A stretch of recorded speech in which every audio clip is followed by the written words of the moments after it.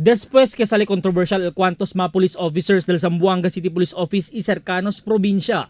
Después el un artículo na Facebook ni John Shin kontra el mga pulis que alegadamente uno del mga drug lords aquí na Zamboanga. Nuevo akusasyon niya también Elia Larga, este persona na social media que ta implica con el mga alto oficiales del PNP desde Police Regional Office 9 y Zamboanga City Police Office que alegadamente ta recibe protection money kada semana desde el mga illegal juego na syudad. Si Police Senior Superintendent Luisito Magnaye, el oficial encargado del Zamboanga City Police Office, ya contesta ya con este acusación que ta implica también con él, que alegadamente ta recibe 40,000 kada semana desde el mga illegal juego.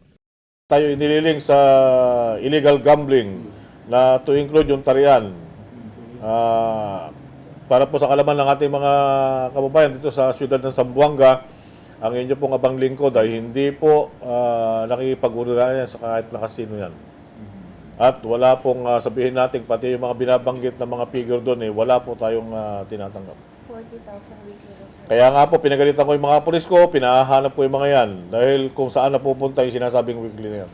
No hay también pasa de no hay nada el posible usada a segunda el nombre del oficial que posible envuelto con este. Pero ya hace claro si Magnaye que no hay ele cosa tarisibi desde mga illegal cosa na syudad. Ganon din yung aking direktiba sa ating mga station commanders sa lahat ng kapulisan na paigtingin din yung kampanya.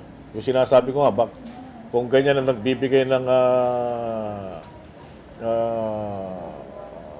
intelihensya o sabihin natin payola sa mga pulis, malaking bagay po yun.